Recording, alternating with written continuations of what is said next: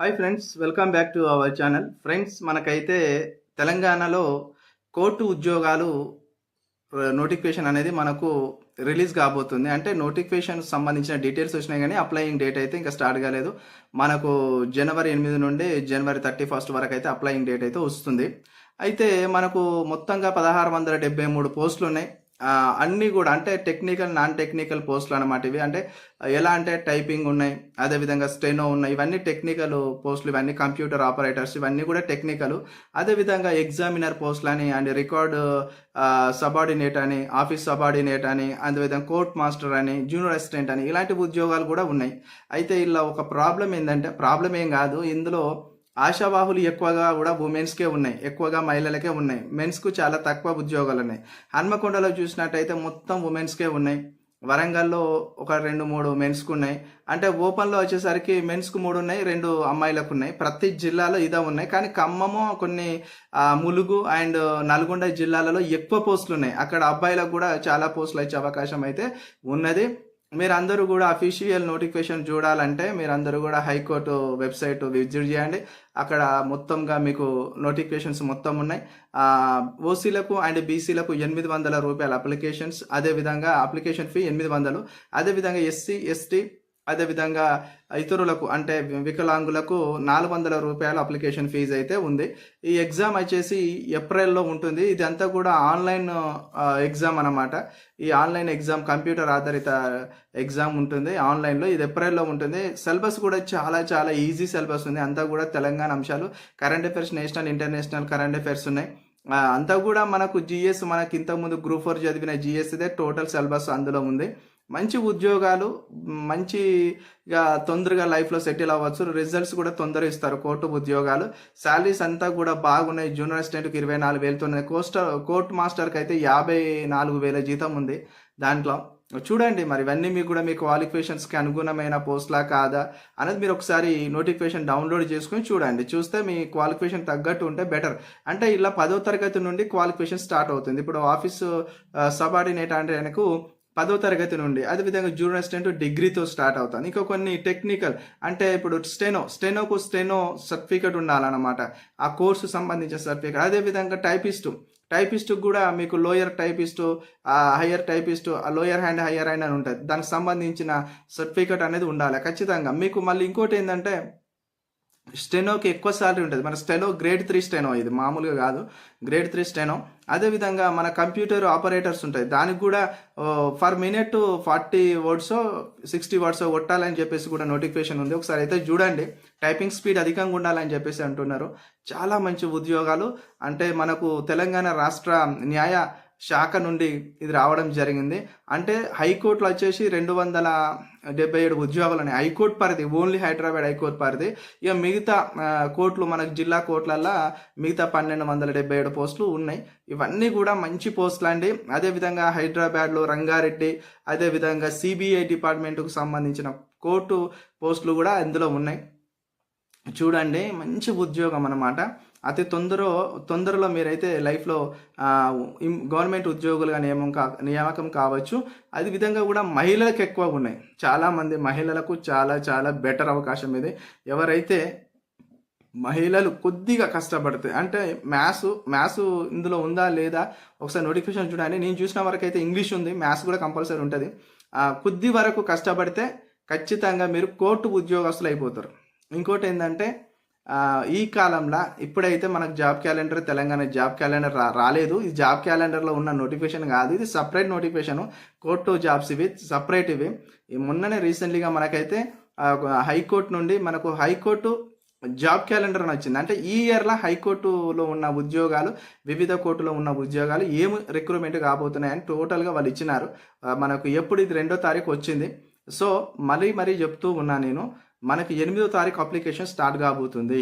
ఈ జనవరి 8 స్టార్ట్ అయ్యి మనకు జనవరి 30 కంప్లీట్ అయిపోతుంది. మళ్ళీ ఇంకోటి ఏంటంటే ఇందులోనే కోర్టులో కూడా కాంట్రాక్టుల వర్క్ చేసే వాళ్ళు ఉంటారు, అదేవిధంగా అవుట్సోర్సింగ్లో జాబ్ చేసే వాళ్ళు ఉంటారు.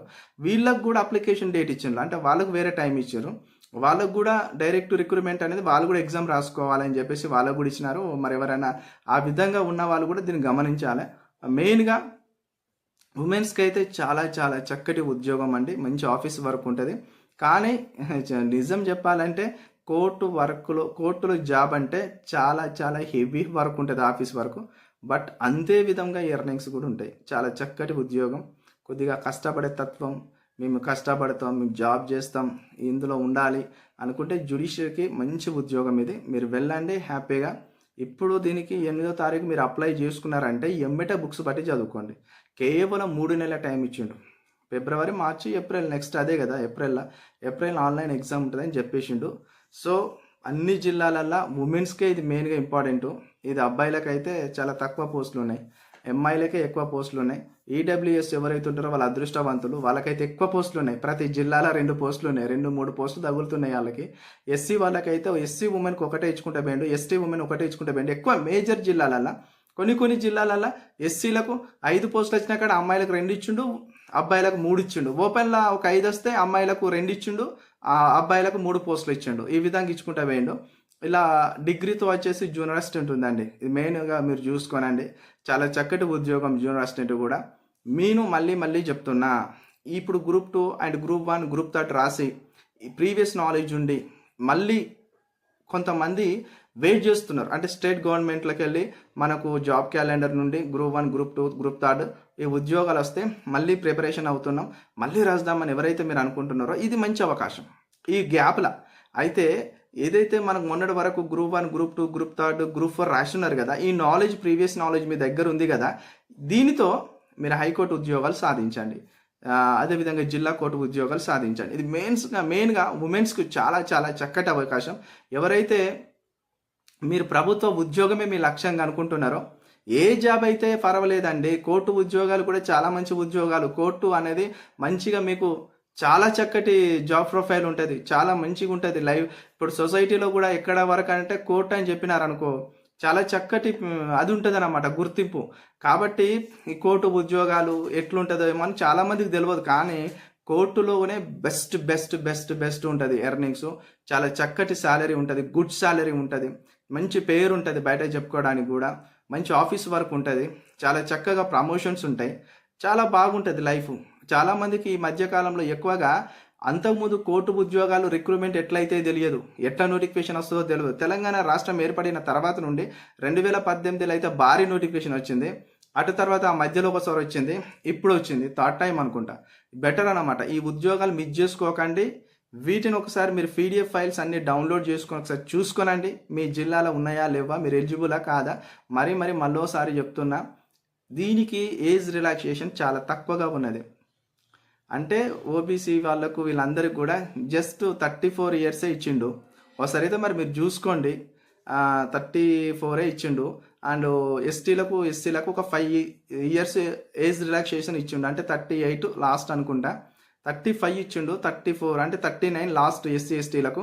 అండ్ హ్యాండిక్యాప్డ్ డిజేబుల్ వీళ్ళందరికీ ఒక 10 సంవత్సరాలు ఇచ్చిండు. అంటే ఆడ 35 అంటే 30 అంటే 44 వరకు వస్తుంది వాళ్ళకి. ఇక మిగతా వాళ్ళకైతే 35 36 ఇట్లా ఉంది. ఒకసారి అయితే మీరు చూసుకోండి. ఏజ్ కూడా కొద్దిగా లిమిటెడ్గా పెట్టిండు. మనకు టీజీపీఎస్సీ వాళ్ళు పెట్టినట్టు 44 ఇయర్స్ ఎస్సీ ఎస్టీ బీసీ ఉంటుంది కదా, ఇక్కడ లేదు. సో ఇది ఒక్కటే మైనస్ ఉన్నది. ఏదేమైనా ఎస్సీ వాళ్ళకైతే ఒక 5 ఇయర్స్ ఏజ్ రిలాక్సేషన్ పెంచిండు, మిగతా వాళ్ళకి తగ్గింది ఇక్కడ.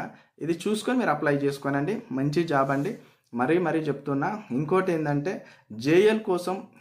జేఎల్ ఉద్యోగస్తులు ఎవరైతే అంటే అభ్యర్థులు, మనకు మొన్న రీసెంట్లీగా TGPSC JL certificate verification complete చేసింది, కానీ ఇంతవరకు వాళ్ళకి పోస్టింగ్ ఇస్తలేదు.